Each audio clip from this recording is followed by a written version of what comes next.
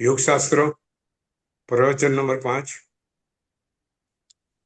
પ્રવચનની શરૂઆત કરતા પહેલા વિશ્વના સર્વ જીવોનું કલ્યાણ થાવ, મંગળ થાવ એવી સુંદર ભાવના એ પ્રાર્થના વડે આજના પ્રવચનની શરૂઆત કરશું।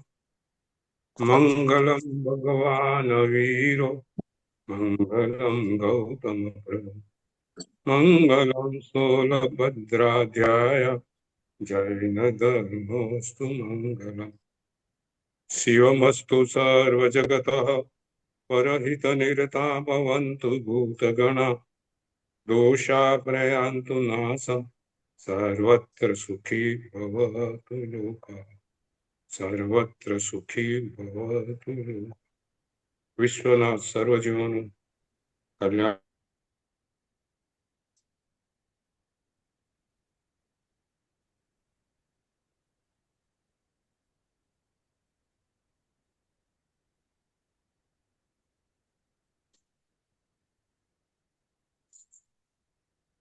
અને કુંડળીની વિશે વાત કરવાની છે। એ વાત કરતા પહેલા આજે એક સુંદર વાત મારા વાંચવામાં આવી હતી, એક સુંદર કથા, સુંદર ઉપકથા।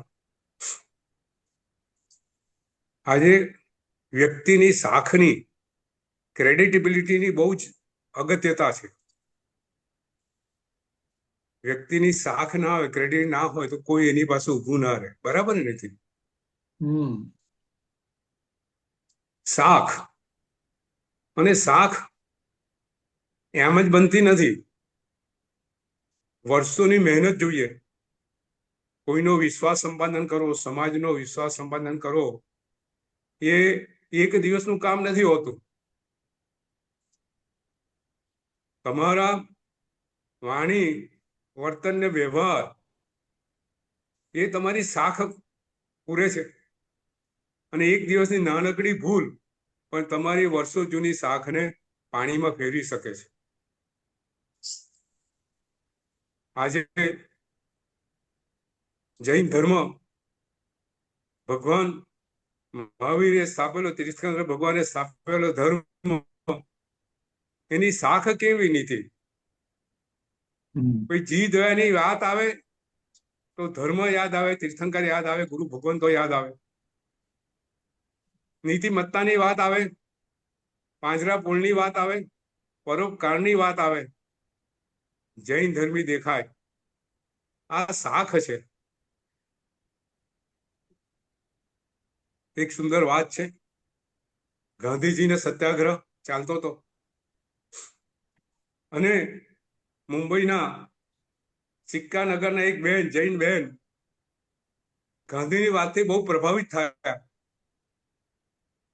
અને બહુ ઉત્સાહવાળા, બહુ જુસ્સાવાળા, અને એક વખત એમને લેમિંગ્ટન રોડ ઉપર પોલીસ થાણાની સામે જ અંગ્રેજોની વિરુદ્ધ એકદમ જોરદાર ભાષણ આપ્યું।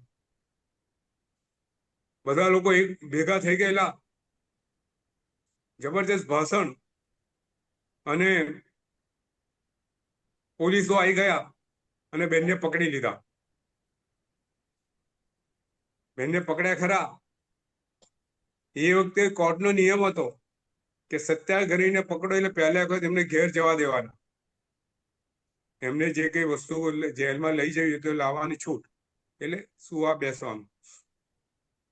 પણ આ બેને કીધું પોલીસને કે મારે ઘેર જવું નથી, મને સીધા અદાલતમાં લઈ જાઓ, હું ત્યાંથી જેલમાં જવા તૈયાર છું। લોકો બધા ભેગા થઈ ગયેલા। બહેન ખૂબ શ્રીમંત, પોતાના શરીરે હીરા માણેકના ઘરેણા, સોનાના ઘરેણા, સોનાના આભૂષણો, એટલે બેને ચારે બાજુ નજર કરી, એને એ ટોળાની અંદર એક ગાંધીવાદી દેખાયા, જેના શરીરમાં ખાદી હતી, ખાદીના પહેરણ હતા, માથે ટોપી હતી। પેલા બેને ભાઈને પોતાની પાસે બોલાવ્યા અને પોતાના બધાના ઘરેણા કાઢીને ભાઈને આપ્યા, અને ભાઈને કીધું આ મારું ઘરનું સરનામું છે, ત્યાં તું આપી આવ। ભાઈ વિચાર કરતા થઈ ગયા।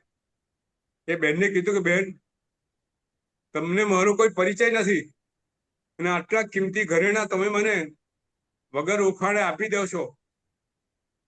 ત્યારે બેને વાત કરી કે ભાઈ તે ગાંધીના કપડા પહેર્યા છે, માથે ગાંધીની ટોપી છે. ગાંધીવાદી હંમેશા નીતિમત્તા વાળા હોય, પ્રમાણિક હોય. મને તમારા પર વિશ્વાસ ના મૂકું તો કોના પર વિશ્વાસ મૂકું? આ શાખ હતી.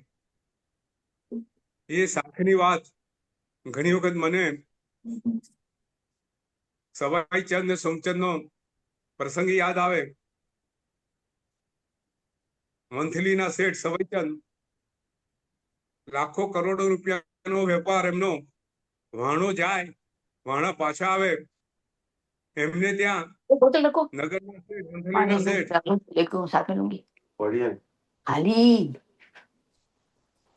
સંતોષબેન, તમારો અવાજ સંભળાય છે. સોરી ગુરુજી, સોરી ગુરુજી, સોરી. હું બહાર ટ્રાવેલિંગમાં હતી. સોરી ગુરુજી, સોરી. નહીં, બંધ કરો. તો ગામના લોકો પોતાના પૈસા બધા સવાઈચંદ શેઠને ત્યાં રાખે. વિશ્વાસ. આ શાખ બન્યું એવું. વાહનો એક વખત ગયા, મોટો વેપાર કરવા ગયા. લાખો રૂપિયાનો સામાન એમાં, ગામના બધા લોકોના પૈસાનો સામાન એમાં.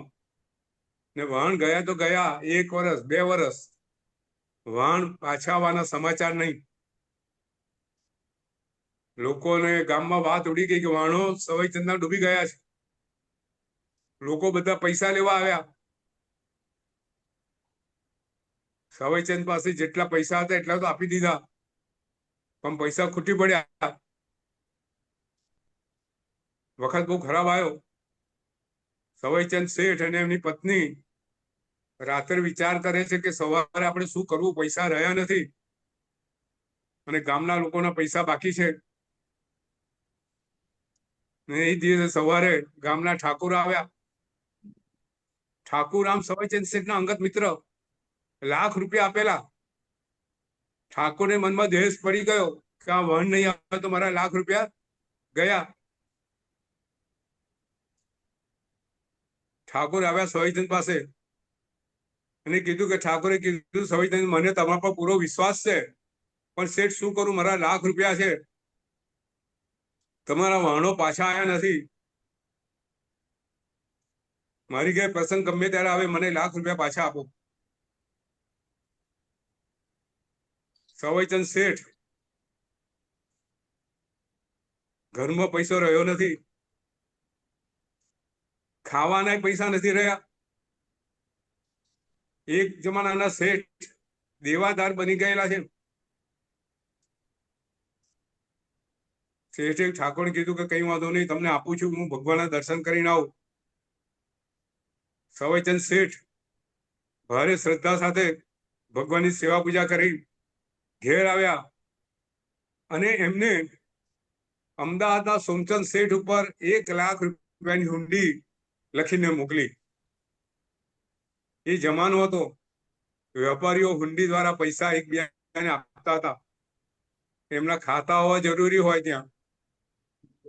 અને સવાઈચંદ શેઠનો કાગળ લઈ અને ઠાકોર અમદાવાદ ઉપડ્યા. માણેક ચોકની અંદર સોમચંદ શેઠનું બહુ મોટી હવેલી, અબજો રૂપિયાનો વેપાર. અને ઠાકોર ત્યાં આવ્યા. સવાઈચંદ શેઠનો લખેલો કાગળ એ સોમચંદ શેઠને આપ્યો. પેઢી ચાલુ હતી. સોમચંદ શેઠે કાગળ મૂક્યો, સવાઈચંદ શેઠનો, લાખ રૂપિયાની હુંડી મારી સ્વીકારજો અને ઠાકોરને લાખ રૂપિયા આપજો. જય જિનેન્દ્ર. સવાઈચંદ શેઠ લખતા લખતા સવાઈચંદ શેઠમાંથી આંખના આંસુ આવી ગયા હતા અને 2 ટીપા આ કાગળ પર પડી ગયા હતા. કાગળ શેઠ ભીનો હતો, 2 ટીપા ભીના થયેલા કાગળ પર દેખાતા હતા. સોમચંદ શેઠે જોયું, શું શાખ હશે? આ શાખ કેવી હશે? જૈનોની શાખ એક જમાનામાં કેવી હશે? એની અદ્ભુત વાત છે આ. સોમચંદ શેઠે મુનિમને કીધું કે જો સવાઈચંદ શેઠ મંથલીના શેઠ છે, એમનું કોઈ ખાતું આપણી પાસે ચાલે છે? મુનિમે ચોપડા ઉથલાવ્યા, સવાઈચંદ શેઠના નામનું કોઈ ખાતું નહીં.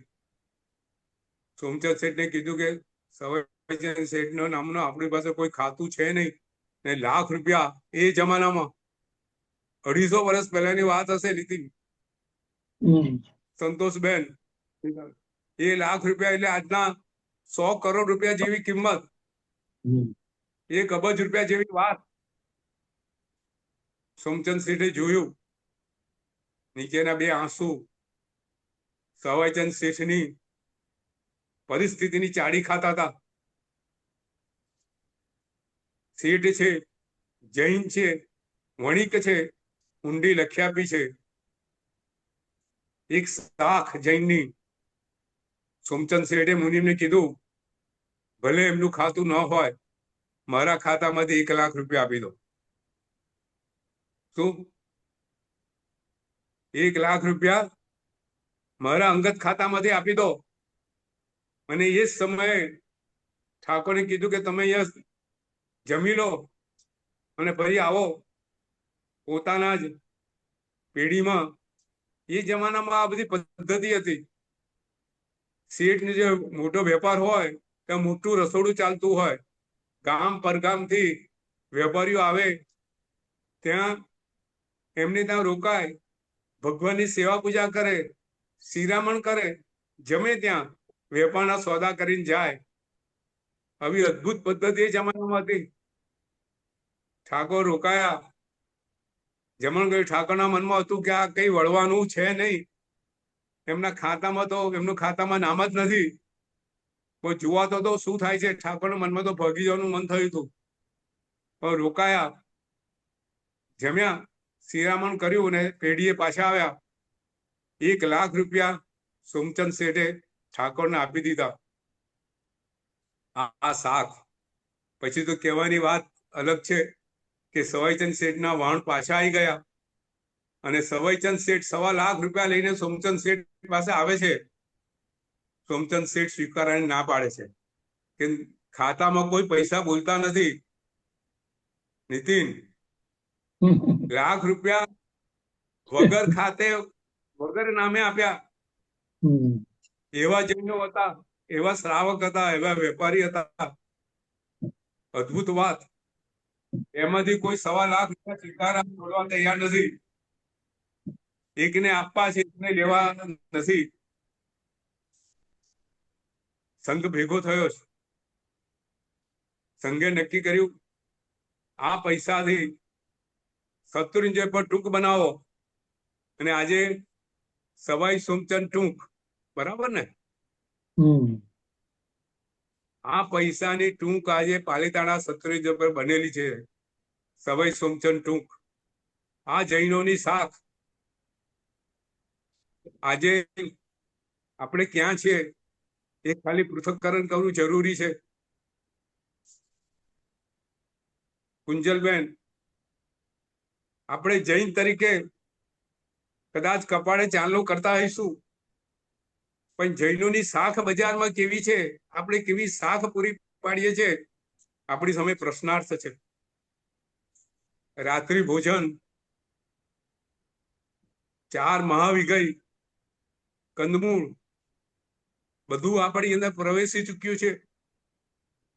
ન્યાય સંપન્ન વૈભવ રહ્યો નથી. ખૂબ થોડી ઘણી શાખ રહી હશે નીતિન, પણ આજે ભગવાને બતાવેલો ધર્મ, આજે જૈન ધર્મની શાખ છે. જૈન ધર્મ વિશ્વનો શ્રેષ્ઠ ધર્મ બધા સ્વીકારે છે, પણ જૈનોની શાખ કે પ્રશ્ન છે. આપણે જાતે વિચારવાનું, આત્મમંથન કરવાની જરૂર છે.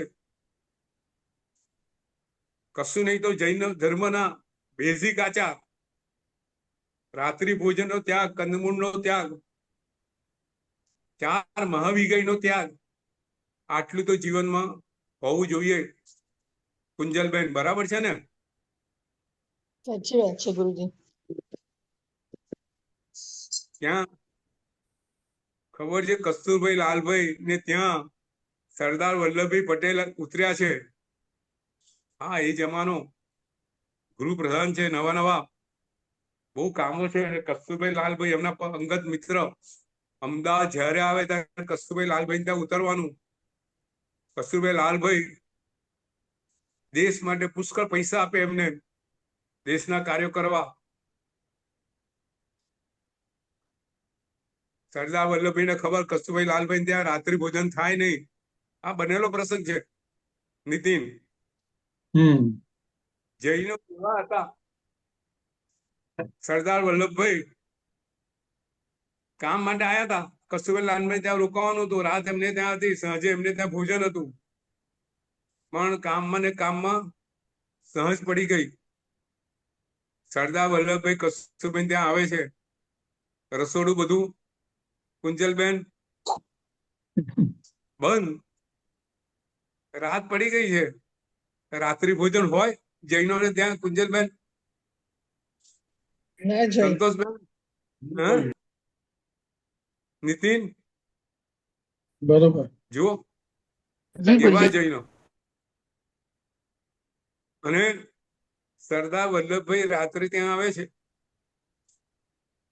કસ્તુરભાઈ લાલભાઈ કહે છે, સરદારજી આપ પરમ મિત્રો છો, આપ ભૂખ્યા હશો, પણ મારી ઘેર તો રાત્રિ ભોજન તમને નહીં મળે.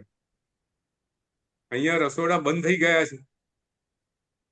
અને સરદાર વલ્લભભાઈએ કીધું કે બરાબર છે, તમારી શ્રદ્ધા, તમારી પ્રમાણિકતા પર મને વધારે વિશ્વાસ છે આ ખાવા કરતા.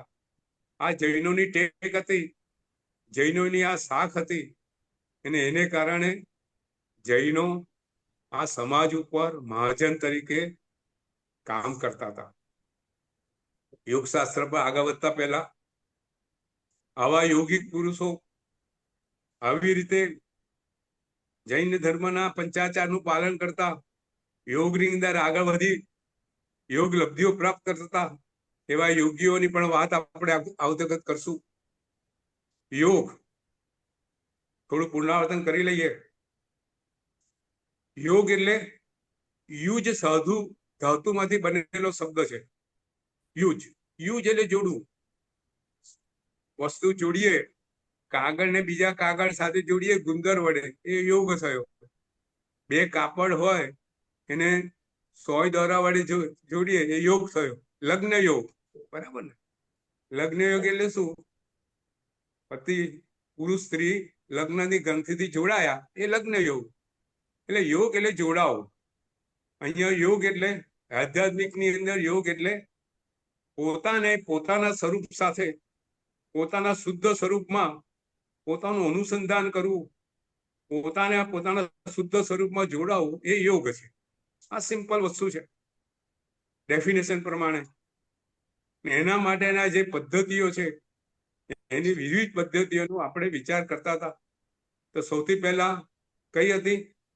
નીતિન ગઈ વખતે વાત કરેલી, કુંજલબેન.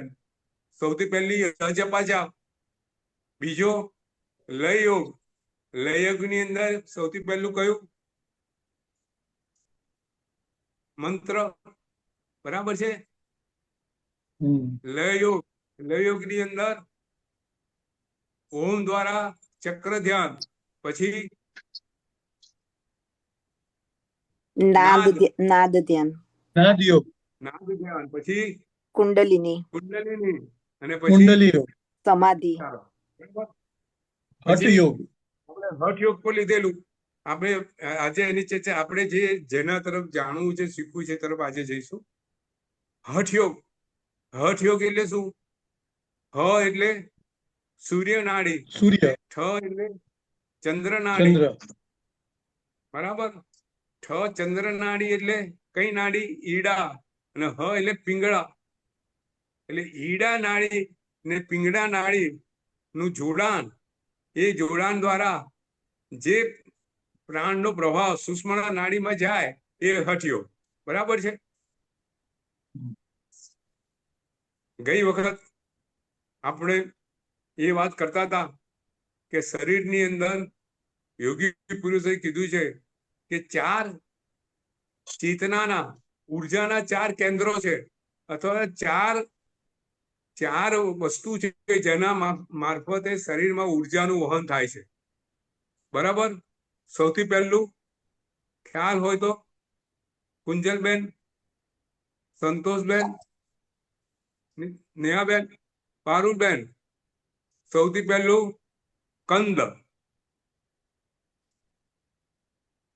જી કંદ. સૌથી પહેલું બરાબર. જો આપણે બેઝિક થોડા ફરીથી લઈએ છીએ કે જેથી બરાબર આપણને ખ્યાલ રહે. બરાબર. બીજું કંદ, પછી બીજું પ્રાણ વહન કરતી સૂક્ષ્મ નાડીઓ, ત્રીજું 7 ચક્રો, અને ચોથું કુંડલિની. આ ચાર વસ્તુ પર આખો યોગનું સમાધિ અને યોગ શાસ્ત્ર રચાયેલું છે. બરાબર છે નીતિન? હવે કંદ ક્યાં છે? જો આજે આપણે ચક્ર નાડીનું સ્વરૂપ ફરીથી સમજીશું, ચક્રનું સમજીશું, અને ચક્રો ઉપર જરા વધારે ડ્રિલિંગ કરશું. તો મૂલાધારની નીચે, મૂળાધારની નીચે, થોડો ઉપર, નાભીથી લિંગથી થોડું નીચે, એ કંદ 4 આંગળ પહોળો અને 4 આંગળ જાડો છે. ઓ મૂલાધારની ઉપર હોય. મૂલાધારથી થોડો ઉપર. ઓકે. મૂલાધારથી થોડું ઉપર. મૂલાધારમાંથી જે સુષુમ્ના નાડી એમાંથી ભેદીને ઉપર આવે. બરોબર. આ જે કંદ છે એ શક્તિનું કેન્દ્ર છે, શક્તિનો સ્ત્રોત છે. પ્રાણાયામની અમુક પદ્ધતિમાં આ કંદને જાગૃત કરવામાં આવે છે, જેને 7 SRB ખબર હોય. કુંજબેન, 7 SRB ખબર છે? 7 સ્ટેપ્સ ઓફ રિધમિક બ્રીથિંગ. કદાચ સમય મળ્યો તો એ પદ્ધતિ આપણે લઈશું. એમાં છેલ્લે છે ને ગોલ્ડ નેકેડ આવે છે, છેલ્લું 7મું સ્ટેપ. 7મા સ્ટેપમાં એવું આવે છે કે તમારે શ્વાસ બહાર કાઢવાનો અને નીચેથી પેટને અંદરથી પ્રેસ કરવાનું, પોતાના જ એના વડે, અને પ્રેસ કરવાનું કે જેથી અંદરનો ભાગ અંદર ખેંચવાનો, એની અંદર આ કંદ જાગૃત થાય. આખી આ પ્રાણાયામની પદ્ધતિ છે. આ બધી પદ્ધતિ દ્વારા કંદ જે સુષુપ્ત અવસ્થામાં જે શક્તિનું કેન્દ્ર છે એ જાગૃત થાય, અને કુંડલીની જાગૃત થાય, અને કુંડલી જાગૃત થઈ અને આ સુષુમ્ના નાડીના પ્રવાહથી ઉપર જાય. પણ આપણે પહેલા વસ્તુ સમજી લઈએ. સૌથી પહેલો આ કંદ. બરાબર. હવે એ કંદમાંથી શરીરમાં વહેતી બધી સૂક્ષ્મ, જેમાં પ્રાણ વહે છે, સૂક્ષ્મ નાડીઓ આ કંદમાંથી આખા શરીરમાં વહે છે. કેટલી નાડીઓ છે? ગઈ વખત વાત કરેલી. 3.5 લાખ. હા, કેટલાકમાં 72,000 લખેલી છે નીતિન, કેટલાકમાં 3,50,000 લખેલી. હવે આપણી પાસે કયું સાચું ને કયું ખોટું એ કશું જાણવાનું આપણે પાસે કોઈ એ નથી, પણ 3.5 લાખ સૂક્ષ્મ નાડીઓમાં પ્રાણ વહે છે. આ કંદમાંથી વધે જાય છે. બરાબર છે. એની અંદર 3 નાડીઓ મુખ્ય છે. કઈ કઈ? આમ તો 14 નાડીઓ મુખ્ય છે, પણ 14 નાડી પહેલા આપણે 3 નાડીની વાત કરશું. કઈ કઈ 3 નાડીઓ? ઈંડા, પિંગળા અને સુષુમ્ના. અને સુષુમ્ના. બરાબર. હવે ઈડા એટલે ચંદ્ર નાડી. હવે જો આમાં બે વસ્તુ છે, મેં બંને વસ્તુ વાંચી આ વખત. એક એવું કહે છે કે ઈડા નાડી કંદની સુષુમ્ના નાડીની જમણી બાજુથી જાય અને સુષુમ્ના નાડીને ગોળ ફરતી ડાબુ જે નાક છે, નાસપુત, ત્યાં ભેગી થાય. બરાબર છે. અને પિંગળા નાડી ડાબી બાજુથી કંદની સુષુમ્ના નાડીની ડાબી બાજુથી જાય, એ સુષુમ્ના નાડીને ફરતી જમણી બાજુ નાસપુતમાં જાય. તો કોઈમાં એવું લખેલું છે જમણી બાજુથી જ પિંગળા નાડી જાય ને જમણી બાજુ નાસપુતમાં જાય, અને ડાબી બાજુ ઈડા નાડી જાય ને ડાબી બાજુમાં જાય. બેમાંથી શું સાચું એ આપણને ખ્યાલ નથી. બરાબર. પણ સમજી લઈએ. કોઈ ઠેકાણે આવું વાંચવામાં આવશે, કોઈ ઠેકાણે આવું વાંચવામાં આવશે. બરાબર છે. પણ મૂળ વસ્તુ એ છે કે શ્વાસના નિયમન દ્વારા પ્રાણાયામ દ્વારા આ ઈડા નાડી અને પિંગળા નાડીમાં પ્રાણ વહન કરી અને એ પ્રાણ ઉર્જા ને સમત્વ લાવી અને એમાંથી સુષુમ્ના નાડીમાં પ્રાણ વેવડાવવાનો આ યોગની ક્રિયા છે. બરોબર. હવે આ સુષુમ્ના નાડી સીધી નીકળી અને સીધી કરોડરજ્જુમાંથી પસાર થઈ અને સીધું મસ્તક ઉપર જ્યાં બ્રહ્મરંધ્ર આવેલું છે, જ્યાં સહસ્ત્રાચાર ચક્ર છે, ત્યાં મળે છે. ગઈ વખતે મને કુંજલબેન ફોટો મૂક્યો હતો ને, કુંજલબેન, તો ગઈ વખતે ફોટો મૂકેલો આ સુષુમ્ના નાડીનો. એ જોયે બધાએ વાંચ્યો જોયો હશે તો સુષુમ્ના જે નાડી છે જે કરોડરજ્જુમાંથી વહે છે, એ કરોડરજ્જુમાં સુષુમ્ના નાડીની અંદર વજ્ર નાડી આવે. હવે વજ્ર નાડીની અંદર ચિત્રા નાડી આવે અને ચિત્રા નાડીની અંદર બ્રહ્મ નાડી આવે. બરાબર. અને જે પ્રાણ વહે છે એ પ્રાણ બ્રહ્મ નાડીમાંથી વહી અને છેક ઉપર જાય. હવે આ ચંદ્ર નાડી નું સ્વરૂપ ધવલ છે અને શીતળ ગુણવાળી છે. સૂર્ય નાડી એ સોનેરી છે અને તેજ ગુણવાળી છે. બરાબર છે. અને સુષુમ્ના નાડી સમતોલ ગુણવાળી છે, સમત્વ ધારણ કરવાની છે, ઉપસમ ભવને ધારણ કરવાવાળી છે. હવે કુંડલીની જ્યારે જાગૃત થાય ત્યારે આ મૂલાધાર ચક્ર પર કુંડલી મૂલાધાર ચક્રની નીચે છે. જુઓ પારુલબેન, આ કુંડલીની ક્યાં છે? જી, મૂલાધારની નીચે. મૂલાધાર ચક્ર છે. અને કુંડલીની સુષુપ્ત અવસ્થાને કારણે મૂલાધાર ચક્રને બંધ કરીને બેસેલી છે. બરોબર. હવે જ્યારે સાધકો યોગી પુરુષો પોતે સાધના કરે છે, પ્રાણાયામ, ધારણા, ધ્યાન અને સમાધિ, એ દ્વારા આ કુંડલીને જાગૃત કરે છે. કુંડલીની જ્યારે જાગૃત થાય છે ત્યારે મૂલાધાર ચક્ર જે બંધ હોય છે એ ખુલી જાય છે.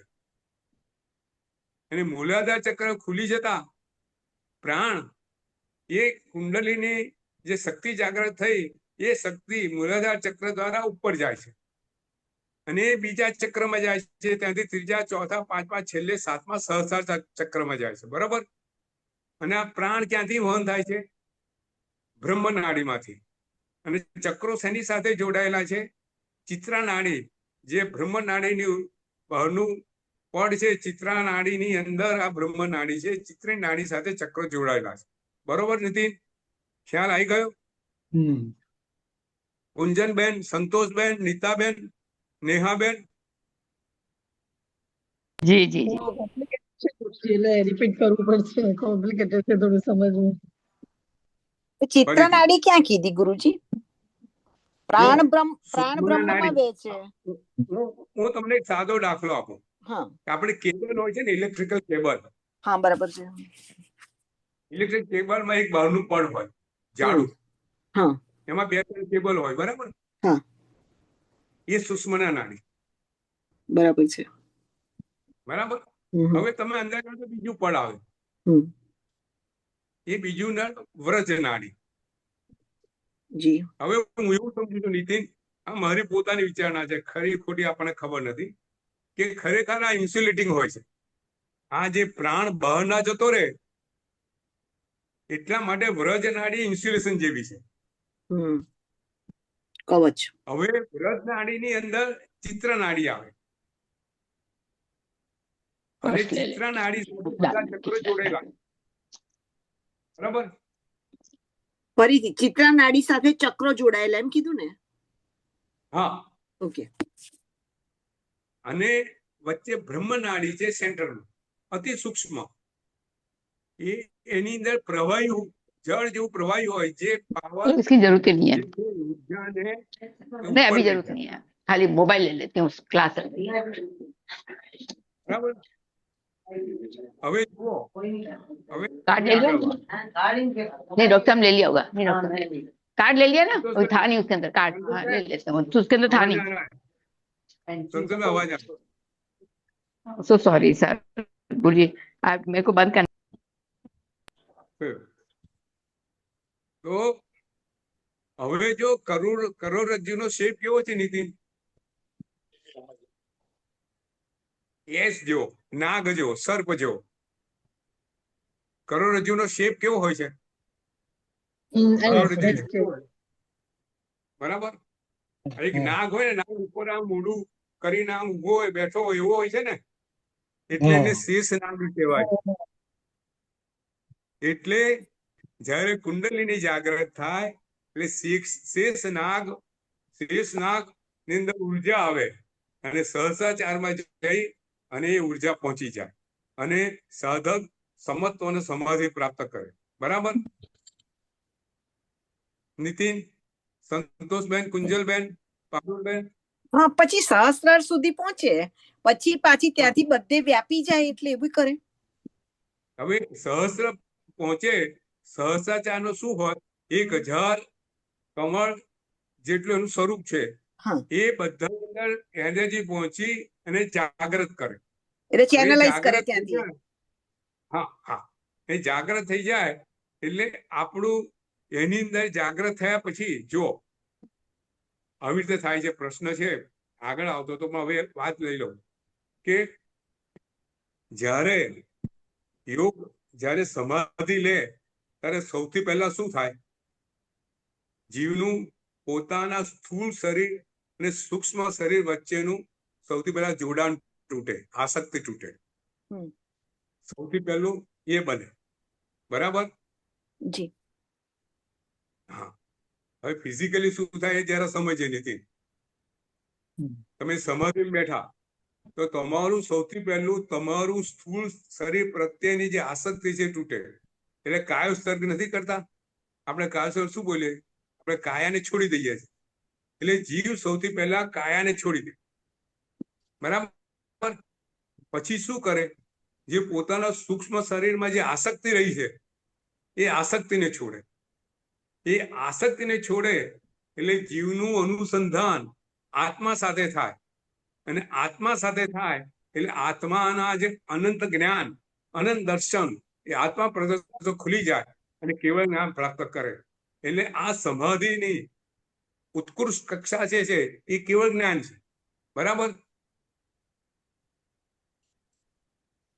ભગવાન મહાવીર સ્વામી ને રુજુવાલા નદી કિનારે કહેવાનું થયું કે સમાધિની અંદર એમને આ પોતાના સહસ્ત્રાચાર પોતે જે 1000 કમળ દળ વાળું છે એને પ્રજ્વલિત કરી દીધા અને પોતાના શરીરની આસક્તિ, પોતાના સર્વ કર્મો, ઘાતી કર્મોનો નાશ કર્યો.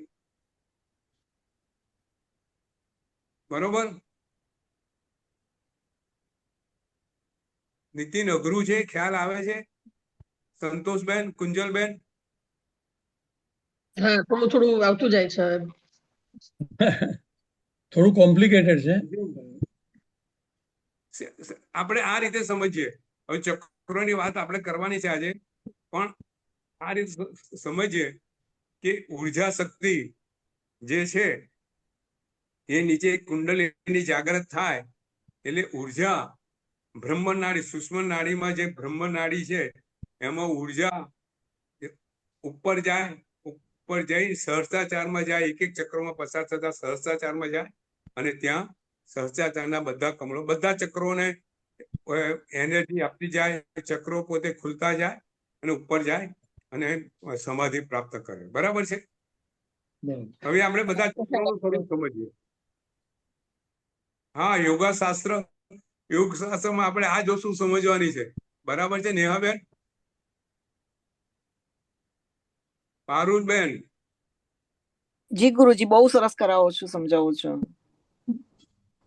બરાબર છે. હવે જો ચક્રો, કેટલા ચક્રો છે? 7. જો ચક્રો છે ને, આપણા શરીરમાં ઘણા શક્તિના ચક્રો છે. માત્ર 7 ચક્રો જેવું નથી. જુદે જુદે ઠેકાણે શક્તિના ચક્રો હોય છે. તો અત્યારે જે વાત કરીએ છીએ સમાધિ માટે, આજે યોગની અંદર 7 ચક્રોની વાત કરી છે. કોઈ ઠેકાણે 14 ચક્રોની વાત હશે, બધી વાત હશે, પણ અત્યારે 7 ચક્ર જેને બ્રહ્મ નાડી સાથે સંકળાયેલા છે, જોડાયેલા ચિત્ર નાડી સાથે, એની વાત છે. બરાબર? તો મેં સૌથી 10 પહેલા ચક્ર વાંચ્યા, હા 10 ચક્ર વાંચ્યા કોઈ જગ્યાએ. હા, 6 વાંચે એ મૂલાધાર ચક્ર ગણતા નથી. એનું કારણ એવું છે. બરાબર? આધાર ચક્ર, હા, એ મૂલાધાર ને ચક્ર નથી ગણતા. અચ્છા, હા, એટલે કોઈ ગણે કોઈ ના ગણે. હવે એમાં કઈ પણ જે વસ્તુ છે, આપણે 7 ચક્રો પ્રમાણે મોટા ભાગે બધા 7 ચક્રો સ્વીકારીએ છે અને આપણે એ રીતે આગળ વધીએ. બરાબર છે? તો આપણે બધા ચક્રો શું છે, એનું સ્થાન ક્યાં છે, ચક્રનું રૂપ શું છે, ચક્રમાં એના ગુણ કયા છે, ચક્રનું સ્વરૂપ શું છે, એનું તત્વ શું છે, બધી વાત આજે કરવાની છે. સૌથી અગત્યની વાત. બરાબર છે? તો હવે નીતિન, મારી સામે ઘડિયાળ નથી આજે, પારુલભાઈ. હા. પોણા એટલે 9 થયા, હા, કઈ 8:45. વાત નહીં. હા, 9 ને 5 થાય એટલે કે છે. બરાબર છે? Okay okay. હા, તો સૌથી પહેલું મૂલાધાર ચક્ર. એ મૂલાધાર ચક્ર ક્યાં આવ્યું એનું આપણે સ્થાન સમજી લઈએ. બરાબર છે? મૂલાધાર ચક્ર આવ્યું, ગુદા, આપણી જે ગુદા છે એ, અને પ્રજનન યંત્ર જે યોની છે, ગુદાના 2 આંગળ ઉપર અને પ્રજનન જે યોની છે એના 2 આંગળ નીચે મૂલાધાર ચક્ર આવ્યું. બરોબર? પછી સ્વાધિષ્ઠાન ચક્ર ક્યાં આવ્યું? આપણી નાભીથી 4 આંગળ નીચે, નીચે. જ્યાં પ્રજનન યંત્ર છે ત્યાં આગળ આ ચક્ર આવ્યું. હવે એક વસ્તુ સમજી લો, આ ચક્રો જે છે એટલા સૂક્ષ્મ, અતિ સૂક્ષ્મ છે, તેને પોતે પોતાની ધારણાથી ત્યાં સ્થાપિત કરવાના છે. બરાબર છે? એને કોઈ મેડિકલ સાયન્સ શોધી શકતું નથી. નીતિન, બરોબર. એની સાઈઝ ક્યાંય લખ્યું હશે, એવું કઈ જણાવ્યું હશે કઈ કે ધારણા કરવી તો સાઈઝ ક્યાં લખેલી નથી, એટલે મેં એની ધારણા કરવા સાઈઝ માટે. ક્યાં વાંચી.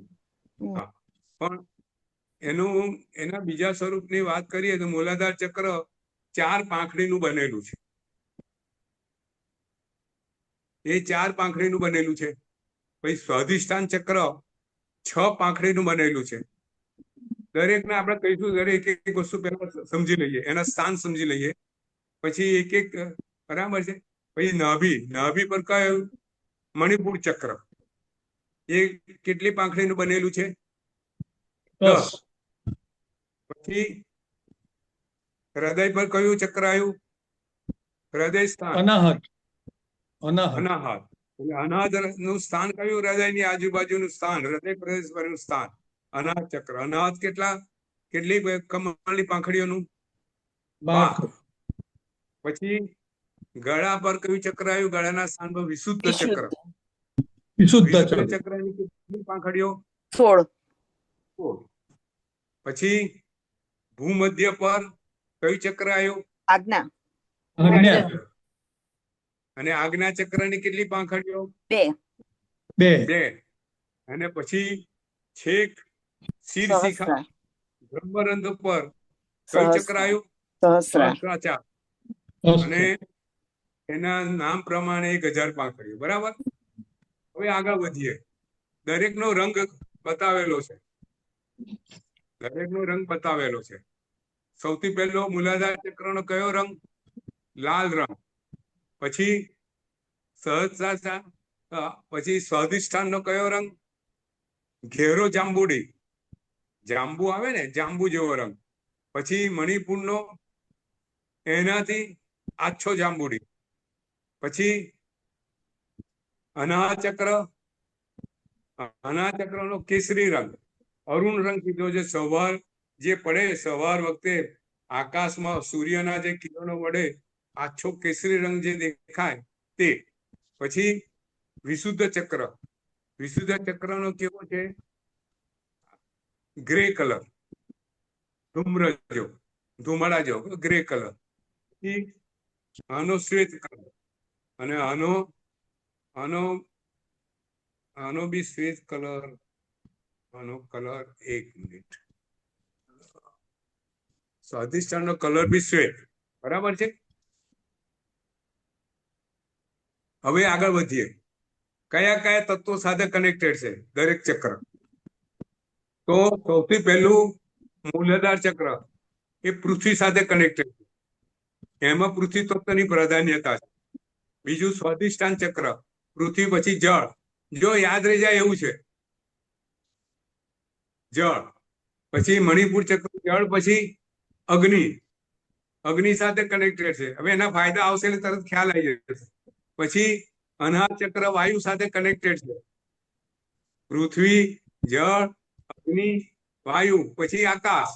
વિશુદ્ધ ચક્ર આકાશ સાથે કનેક્ટેડ છે. પછી આજ્ઞા ચક્ર મન સાથે કનેક્ટેડ છે, ને સહસ્ત્રાર ચક્ર આત્મા સાથે કનેક્ટેડ છે. બરાબર છે નીતિન? આ ખ્યાલ આવી જાય એવું છે. ફરી મૂલાધાર ચક્ર કેવો રંગ? લાલ. તત્વ કયું? પૃથ્વી. પાંખડી કેટલી? 4. બરાબર. સ્વાધિષ્ઠાન ચક્ર પાંખડી કેટલી? 6. પછી એનો રંગ કયો? ઘેરો જાંબુડી. અને તત્વ કયું? પૃથ્વી પછી જળ. બરાબર. મણિપુર ચક્ર પાંખડી કેટલી?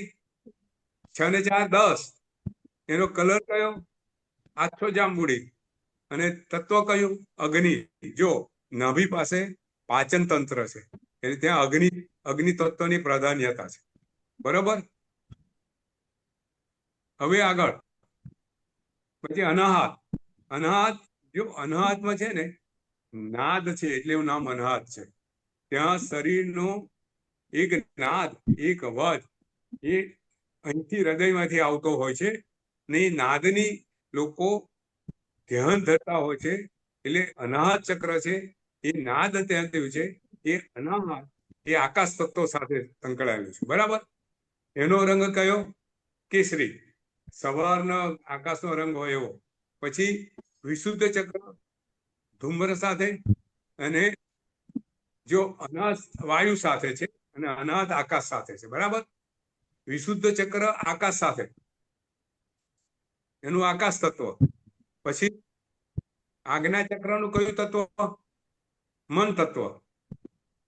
આજ્ઞા ચક્રની પાંખડી કેટલી? 2. રંગ કયો? શ્વેત. હવે આગળ જો ખૂબ સુંદર વાત આપણે કરવાની છે કે જ્યારે કુંડલીની જાગૃત થાય અને પ્રાણ તત્વ ઉર્જા ઉપર વધે, ઉપર વહેવા માંડે, ત્યારે જે ચક્રો જે છે, સામાન્ય રીતે ચક્રો બધા સુષુપ્ત અવસ્થામાં હોય છે, એ બીડાયેલા હોય છે. એ ચક્રો બધા જાગૃત થાય, એ બીડામાંથી ખુલે ત્યારે પોતાનો આકાર ધારણ કરે. નીતિન, આ ચક્રો ખીલે ત્યારે પોતાનો આકાર ધારણ કરે. ખ્યાલ આવ્યો? નીતિન, ઉર્જા જાય આપણે કમળની અંદર, તમે કમળમાં સૂર્ય આવે ત્યારે કમળ ખીલે છે ને, કમળ ખીલેલું હોય અને સૂર્યના કિરણો પડે એટલે કમળ ખીલે. એમ આ ઉર્જા જેમ અંદર જાય તેમ આ બધા ચક્રો જે પાંદડીઓ છે બધી ખીલે છે અને પોતાનો એક આકાર ધારણ કરે છે. એટલે હવે આપણે આકાર પર જઈશું. તો સૌથી પહેલું કયું ચક્ર? મૂલાધાર ચક્ર. એની કેટલી પાંખડીઓ? 4 પાંખડીઓ. બરાબર છે. હવે એનો કલર, રંગ કયો મૂલાધારનો? લાલ રંગ. લાલ રંગ. એનું તત્વ કયું? પૃથ્વી. સૌથી પહેલું તત્વ. હવે જ્યારે અંદર ઉર્જા જાય છે ત્યારે એની 4 પાંખડીઓ ખીલે છે અને એનો આકાર જે ધારણ કે ચતુષ્કોણ, ચોરસ આકાર ધારણ કરે છે. પારુલર સહીજ નથી આપ્યું. જી બરાબર. હવે ત્યાંથી સ્વાધિષ્ઠાન ચક્રમાં જાય છે ઉર્જા. સ્વાધિષ્ઠાન ચક્રની કેટલી? 6 પાંખડીઓ છે. 6 પાંખડીઓ ખીલે છે અને કેવો આકાર ધારણ કરે છે? બીજના ચંદ્ર જેવો.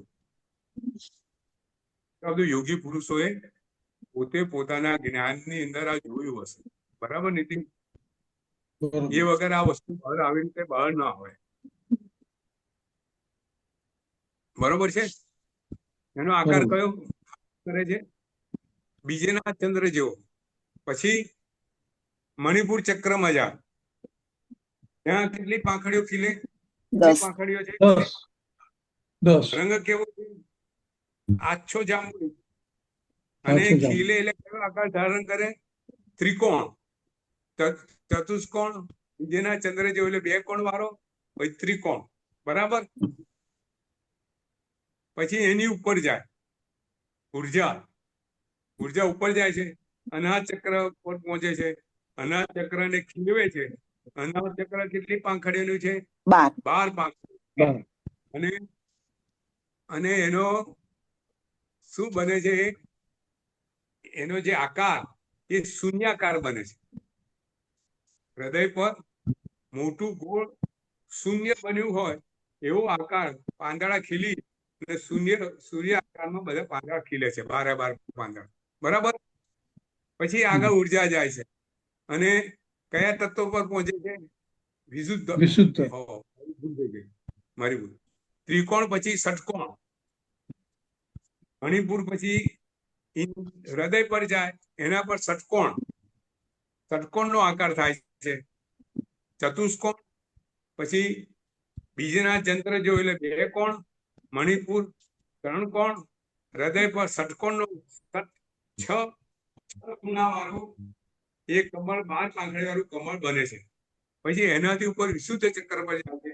વિશુદ્ધ ચક્ર પર 16 પાંખડી વાળું ગોળાકાર, વર્તુળાકાર. જો આપણે છે ને ગળા પર હંમેશા શું કંઠે વિવર વર્તુળ. જો ગળામાં તમે નીતિન આપણે દોહા બોલતા હોય છે ભગવાનને પૂજા, તે કંઠે કંઠ આવે ત્યારે શું બોલીએ છીએ? વિવર વર્તુળ. હા, 16 પરપ્રભુ દેશના કંઠે કંઠે. વિવર વર્તુળ. હા, આ વિવર વર્તુળા. બરાબર? હમ. અહીંયા ઉર્જા વર્તુળના સ્વરૂપમાં હોય છે કંઠની અંદર, અને એનાથી ઉપર જાઓ એટલે અહીંયા લિંગ આકાર હોય છે. એટલે આપણે ચાંદો લિંગ આકારનો કરીએ. બરાબર? અને સહસ્ત્રાચાર એ ખૂબ મોટું સર્કલ, આખું ભરેલું સર્કલ, એ રીતનો આકાર છે. બરાબર? હવે આગળ જઈએ. આગળ દરેક ચક્રથી કયા પ્રકારની શક્તિ પ્રાપ્ત થાય છે? એ ઉર્જાથી જ્યારે ખીલે, પૂર્ણ સ્વરૂપ પ્રાપ્ત કરે, અને ત્યારે એ સાધકને કઈ કઈ શક્તિઓ પ્રાપ્ત થાય છે એની વાત કરવી છે. કેટલા વાગ્યા નીતિન?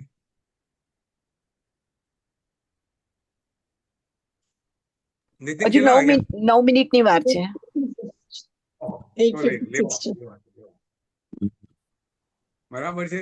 હજુ તો એના ગુણની વાત કરી છે અને એનાથી શું મળે એની વાત કરી છે. તો સૌથી પહેલા એનાથી શું પ્રાપ્તિ થાય? તો મૂલાધાર ચક્ર જાગ્રત થાય જે સાધકનું, એમને સૌથી પહેલી સર્વ કાર્યમાં કુશળ બને. બરાબર છે? એની કુશળતા, કાર્ય કુશળતા એની પ્રાપ્ત થાય. એનું શરીરનું આરોગ્ય સુધરે.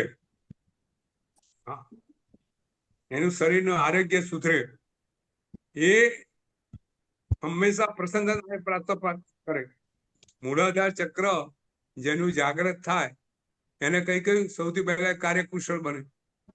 કાર્યમાં કુશળતા ના હોય, કાર્ય કુશળતા પ્રાપ્ત કરે, શરીરનું આરોગ્ય પ્રાપ્ત કરે, અને એના ચિત્તમાં પ્રસન્નતા રહે.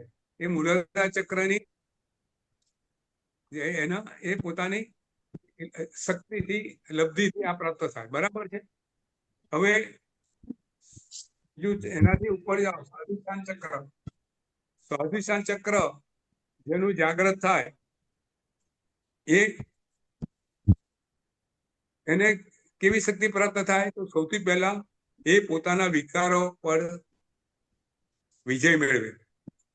એના મોહ, જેની મોહ છે એના મોહ ઉપર એનો વિજય મળે. એટલે જેમ જેમ આ સ્વાધિષ્ઠાન ચક્ર જાગ્રત થાય તેમ તેમ એને પોતાની આસક્તિ ભાવ ઓછો થતો જાય. સંતોષબેન, આ લખેલું છે, મોહનો નાશ થાય અને એને કારણે એની સર્જન શક્તિ વધે. હા, એની સર્જન શક્તિ વધે. પછી ઉપર આવે, જો એના શારીરિક ફાયદા પ્રજનન યંત્ર સાથે સંકળાયેલું છે એટલે પ્રજનન તંત્ર એનું સુદૃઢ બને. એના ઉપર મણિપુર ચક્ર એ શેની સાથે સંકળાયેલું છે? આખું પાચન તંત્ર સાથે સંકળાયેલું છે. એટલે મણિપુર ચક્ર જાગ્રત થાય એટલે સૌથી પહેલા એનું પાચન તંત્ર એકદમ સરસ બને. પાચન તંત્ર સરસ બને, એને સર્વ કાળમાં એ સામર્થ્ય વાળો બને, કાર્યો બધા ખૂબ સારી રીતે કરી શકે એવી એની શક્તિ પ્રાપ્ત થાય. સારો એ પોતે એના પોતાનું પાચન તંત્ર સારા થવાથી શરીરનું સ્વાસ્થ્ય એકદમ વધે. એના શરીરના રોગો, લીવરના રોગો, ડાયાબિટીસના રોગો આ મણિપુર ચક્ર જ્યારે વિકસિત થાય એટલે આ બધા રોગો દૂર થાય. પછી એનાથી ઉપર જઈએ, એના ઉપર કયું ચક્ર છે? અનાહત. અનાર ચક્ર જાગ્રત થાય એટલે શું થાય? અનાર ચક્ર જાગ્રત થાય એટલે જીવ પોતે જાગ્રત થઈ જાય, પોતાના આત્મ તત્વની જાગૃતિ એની એકદમ વધી જાય. ઇન્દ્રિયો પર એનો કાબુ મેળવે. ઇન્દ્રિય પર એનો કાબુ મેળવે એટલે આ રીતનું એનું પોતાનું આત્મ તત્વ ધીરે ધીરે વિકાસ થતો જાય છે. પહેલા શરીર સુંદર બને, સ્વાસ્થ્ય સુંદર થાય, સાથે સાથે પોતાના વિકારો પર જાગૃતિ મળે, વિકાર પર વિજય મેળવે, ઇન્દ્રિયો પર વિજય મેળવે અને ત્યાર પછી વિશુદ્ધ ચક્ર પર જાય. વિશુદ્ધ ચક્ર પર જાય એટલે એને વિશિષ્ટ કવિત્વ શક્તિ પ્રાપ્ત થાય. પોતાના જો કંઠ સાથે સંકળાયેલો છે, વાક પટુતા સુધરે, કવિત્વ શક્તિ પ્રાપ્ત થાય. એટલે આ બધા ચક્રોની આ બધી શક્તિ હોય છે. અને જ્યારે આજ્ઞા ચક્ર પર જાય ત્યારે એ વિશ્વના સર્વજીવો પર એ પોતાની આજ્ઞા વરસાઈ શકે એવું સામર્થ્ય પ્રાપ્ત કરી શકે. અને છેલ્લે જ્યારે સહસ્ત્રાર ચક્ર ખુલે ત્યારે એ જીવ, એ સાધક પોતાને ભૂત, ભવિષ્ય અને વર્તમાન બધા કાળની માહિતી જાણતો થઈ જાય. એટલે શું થાય નીતિન? કેવળ જ્ઞાન પ્રાપ્ત કરે. બરાબર? આ દરેક ચક્ર ની એનાથી આ સિદ્ધિ, આ પ્રકારની લબ્ધિઓ પ્રાપ્ત થાય છે. બરાબર છે?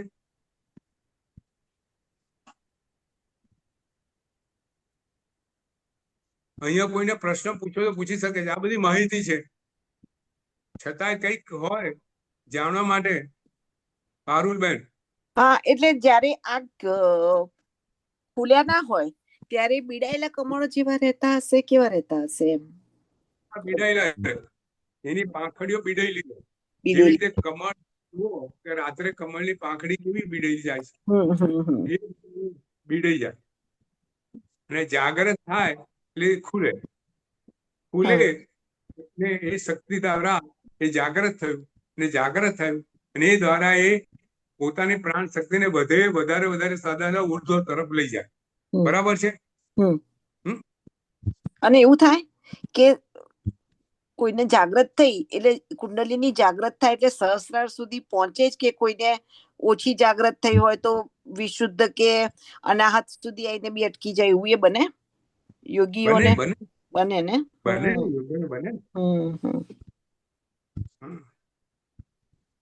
કોઈને મૂલાધાર ચક્ર સુધી સમજ થાય, આગળ વધી ના શકે, વિકારોને દૂર ના કરી શકે. આપણે જે આગળ જે વાત કરવાની છે, આ સમાધિ, ધ્યાન ને એ પહેલા જે સ્ટેપ્સ છે એની બધી વાત કરવાની છે. જ્યારે અષ્ટાંગ યોગ પર પહોંચશું અને ત્યાર પછી જૈન યોગ પર પહોંચશું ત્યારે આ બધી વસ્તુને આપણે ચર્ચા કરવાની છે. પણ આ બધી વસ્તુ આજે સમજી લઈએ કે સાધના પદ્ધતિઓ શું છે, તો જ્યારે ત્યાં પહોંચશું ત્યારે આપણને એનો વ્યવસ્થિત ખ્યાલ આવશે. બરાબર છે? બરાબર છે એકદમ. જી.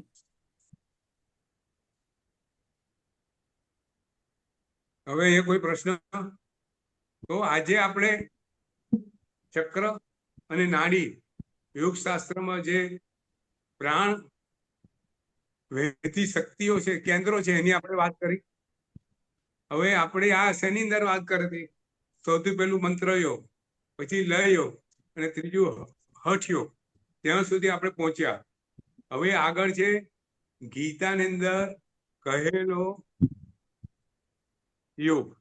ગીતાની અંદર ગીતા પ્રણિત યોગ. હા, ગીતાની અંદર જે યોગનો માર્ગ બતાવેલો છે એની આપણે વાત કરવી છે. વાત ટૂંકાણમાં કરવાની છે, આખી ગીતાની વાત નથી કરી. ગીતાની અંદર યોગને શું સૂત્ર આપ્યું છે આપણે વાત કરેલી નીતિન. સમત્વ ઉચ્ચ રીતે યોગ. સમત્વ સમતા જે બોલીએ એ જ યોગ છે. એટલે સમત્વ એ જ યોગ છે. ગીતાની અંદર શેને યોગ કીધેલો છે? ઉપસમ ભાવને, સમત્વ ભાવને યોગ કીધેલો છે. હવે આપણે જાણીએ છીએ કે જેના સમત્વ ભાવ હોય એનું શું હોય? એની ઉર્જા જાગૃત થઈ સૂક્ષ્મ નાડીમાં વહેતી હોય. બરાબર? બરાબર ને પારુલભાઈ? હા, કારણ કે રાગ દ્વેષ નો પેલા કર્યા. હા, અને રાગ દ્વેષ નથી. આઠનાથ ભગવાનને કમઠે ધરીને સુચિતમ કર્મ કરું હતી પ્રભુ તુલ્ય મને પાર્થના આધા જીનતો. ભગવાનને એ વખતે કમઠ પોતે મેઘમાળી પોતે પુષ્કળ પાણી વરસાવે છે. ભગવાનને મારી નાખવા સુધીનું પાણી ભગવાનના નાસિકા સુધી પાણી આવી જાય છે. એટલું એના પર દ્વેષ છે ભગવાન પર. ભગવાનને પાણીમાં ડુબાડી દઉં. ભગવાન સાધનામાં છે. ભગવાન કશું કરી શકે, ચલાયમાન થઈ શકે એમ છે નહીં. તો નાકની અંદર પાણી જાય ને ભગવાન ડૂબીને મરી જાય. એવી ખરાબ ભાવના, અશુભ ભાવના, ક્રૂરતા વડે મેઘમાળી વરસાદ વરસાવે છે. ત્યારે ધર્મેન્દ્ર ભગવાનના પર છત્ર ધરે છે અને ભગવાનને એ પાણી નાસિકાથી ઉપર જવા દેતું નથી. અને આપણે શું બોલીએ? કંઠે ધનેન્દ્ર સુચિતમ કર્મ કુર્વતી પ્રભુ તુલ્ય મનોવૃત્તિ પાર્થ ના થાય જીવન.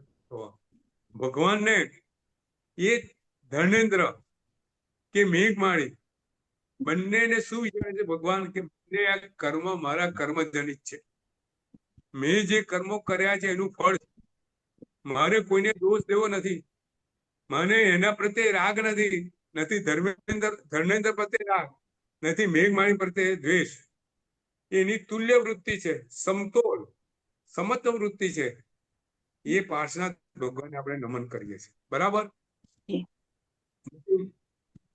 તો સમત્વ એ યોગ છે.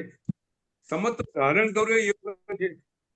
એ યોગ પ્રાપ્ત કરવાનો સમત્વના માટેના જે ક્રિયાઓ છે એ ગીતામાં બતાવેલી છે. ગીતામાં 3 યોગ બતાવેલા છે. કયા કયા આપણને ખબર છે? ગીતા 3 યોગનું છે. જ્ઞાન યોગ, કર્મ ભક્તિ યોગ યોગ અને ભક્તિ યોગ.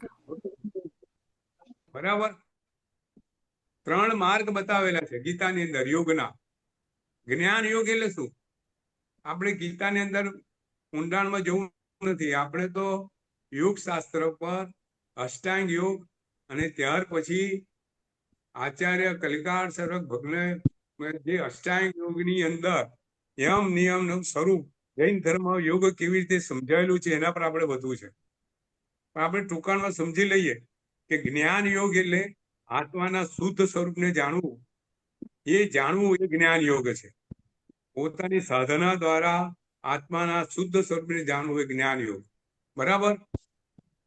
કર્મયોગ એટલે જે કઈ કર્મ, જે કઈ કાર્યો કરવાના છે, આત્મહિતના, પરોપકારના જે કઈ કાર્યો કરવાના છે એ સમત્વ ભાવે કરવા. કોઈ આશા અપેક્ષા વગર કરવા. કોઈ અપેક્ષા નહીં રાખવી, કોઈ આશા નહીં રાખવી. એ રીતે કર્મ કરતા જો નિષ્ઠાપૂર્વક કર્મ કરવું એ કર્મયોગ. બરાબર નીતિન? હા, પોતાનો પુરુષાર્થ કર્મની અપેક્ષા કર્યા વગર, ફળની અપેક્ષા કર્યા વગર જે પુરુષાર્થ કરીએ, જે શુભ પુરુષાર્થ છે એ બધા કર્મયોગ. અને ભક્તિ યોગ એટલે ભગવાન ઉપર શ્રદ્ધા અને સમર્પણ એ ભક્તિ યોગ. બરાબર?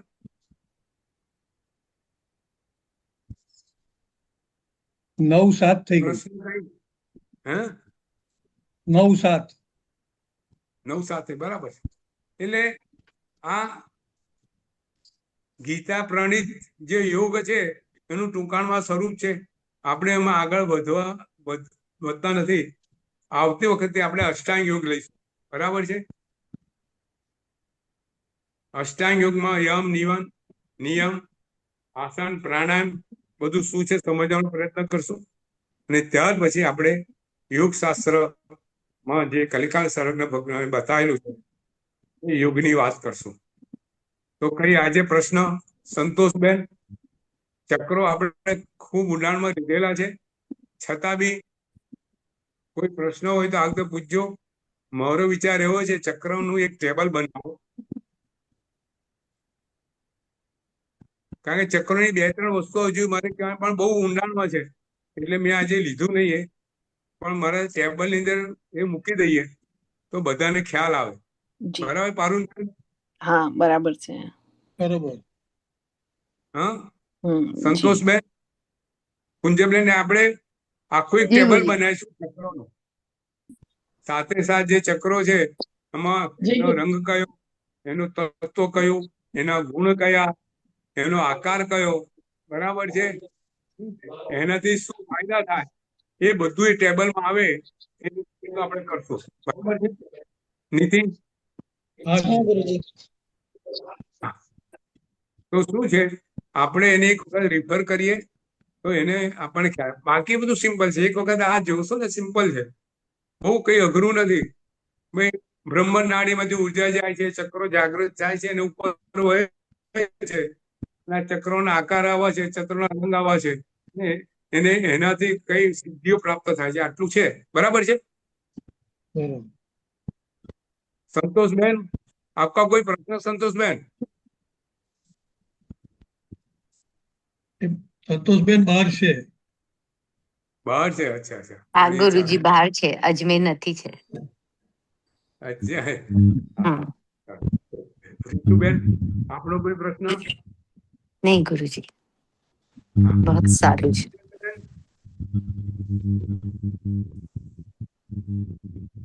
બેન કોઈ પ્રશ્ન? ગુરુજી આજનું બધું ફરીથી યાદ કરીને નેક્સ્ટ ટાઈમ વિચારીને ક્વેશ્ચન. હા હા, હું એટલે જ આવતી વખત મૂકીશ. બનશે તો આખું ટેબલ મૂકીશ, વાંચી લેજો. અને કદાચ શક્ય હોય લખાણ લખતા વાર લાગશે, પણ કદાચ લખાણ બી લખીને મૂકવાનો વિચાર છે કે જેથી બધું ક્લેરિટી આપણને આવી જાય. આપણે ક્લેરિટી લાવવી વધારે અગત્યની છે. બરાબર છે? આપણે સાંભળીએ છીએ એ બરાબર સમજીએ, નીતિને વધારે અગત્યનું છે. બરાબર છે? હા ગુરુજી, લખેલું હોય ને તો વધારે યાદ રહે પછી વારંવાર રિવિઝન કરવા માટે. હવે સારું સારું, એ લખીને મૂકીશ, આખું લખીને મૂકીશ એટલે બિલકુલ ક્લેરિટી રહે, ક્યાંય એમ્બિગ્યુટી રહે નહીં. બરાબર છે? તો હવે આજના પ્રવચનની સમાપ્તિ કરીએ છીએ. આવતા રવિવારે મને કઈ શેખરભાઈને ત્યાં કાર્યક્રમ છે. પૂર્ણિમાબેન આવેલા છે આજે? શેખર પૂર્ણિમાબેન છે કે નહીં ખબર નથી. ચૈતલ આવતા રવિવારનું ચૈતલ છે એ બી ખબર નથી. આવતા રવિવારે કદાચ ચૈતલનો વાત હતી, કદાચ આવતા રવિવારે પ્રવચન બંધ રહે. જે કઈ હશે જણાવવામાં આવશે. બરાબર છે? એના પછીના જી રવિવારે ગુરુજી. પ્રવચન. ગુરુજી. ઓકે, હવે નવકારગણ છૂટા પડીએ. નમો હરિયંતાણ નમો સિદ્ધાણ નમો હૈરણમ નમો વજ્જાયણમ નમો લોય સવ સૌનમે સો પંચન મુકારો સવ ભાવ પણાસણો મંગલાનંચ સભ્ય સિંહણમ હોય મંગલ. જેના જ્ઞા વિરુદ્ધ જે કઈ બોલ્યો હોય તે સોઈ મને સર્વને પ્રણામ, ખૂબ ખૂબ પ્રણામ પ્રણામ. ગુરુજી. પ્રણામ. પ્રણામ. 1 કલાક ક્યાં જતો રહે છે ખબર નથી પડતી. સારું. ભાઈ કેટલું ઊંડાણ આ બધું આપણું જુઓ. યોગી પુરુષોએ કેટલા ઊંડાણથી બધી વસ્તુ આપણને સમજાય છે કે બહુ જેથી જ આપણે ઇન્ટરેસ્ટિંગ છે. બહુ પ્રણામ ગુરુજી. ખૂબ ખૂબ આભાર. પ્રણામ. શાંતમાં રહેજો. પ્રણામ બધા સાથે. પ્રણામ. સાતામાં રહેજો બધા.